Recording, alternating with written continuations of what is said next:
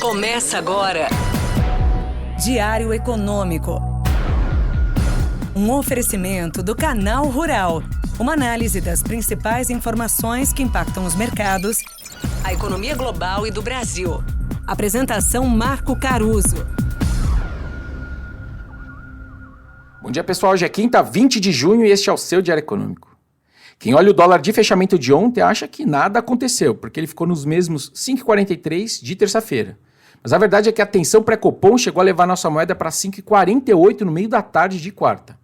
O quase consenso de que o Copom pararia de cortar os juros de forma unânime deu espaço para uma dúvida maior na cabeça dos analistas depois da sequência de notícias e pressão que foram endereçadas ao comitê. Os ativos só foram melhorar mesmo depois que a jornalista Ana Flor, da Globo News, disse que o Palácio do Planalto já esperava um 9-0 na decisão de parar a Selic, na decisão do BC. Na leitura do mercado, se haveria alguma interferência na decisão, a notícia então daria um ok para o voto consensual.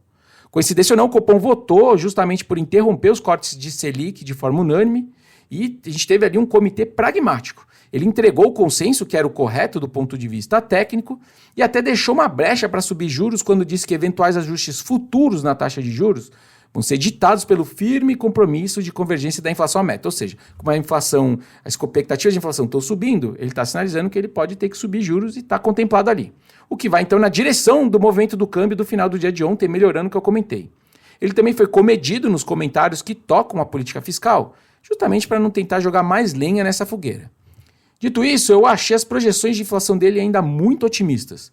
No exercício que ele deixa a Selic parada em 10,5% até o final do ano que vem, o IPCA de 2025 nas contas deles fica em 3,1%, que eu acho muito baixo.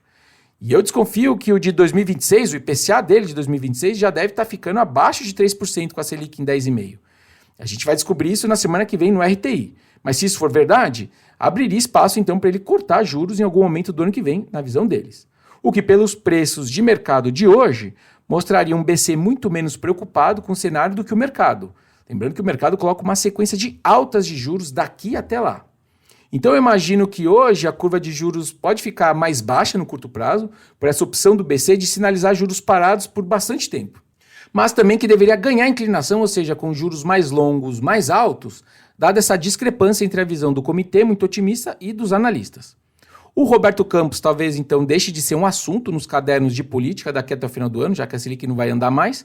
Só que a minha convicção sobre o caminho da Selic em 2025 em diante está mais baixa agora.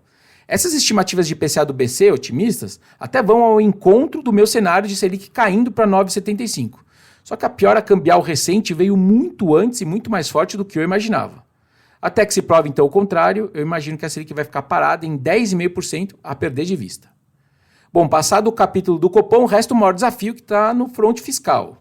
Sobre a compensação da desoneração da folha, que também é só parte desse desafio, um acordo ainda parece distante. Foi o que disseram alguns participantes da reunião entre o presidente do Senado, Rodrigo Pacheco, e o ministro das Relações Institucionais, o Alexandre Padilha.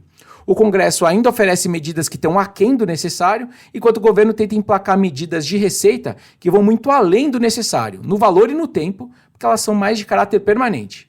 O meio de campo entre as duas partes ainda está aberto, mas no limite o STF entra em campo.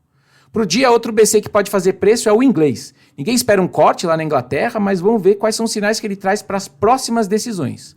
Quando a gente olha a reação dos ativos ontem, depois que os dados de inflação do Reino Unido saíram, até parece que um corte de juros em agosto não foi descartado pelo mercado. A inflação consumidor inglês voltou para a meta de 2%. Só que o foco deles pode estar hoje nos preços de serviços, que seguem muito altos, rodando a 5,7%, igual a história do Brasil.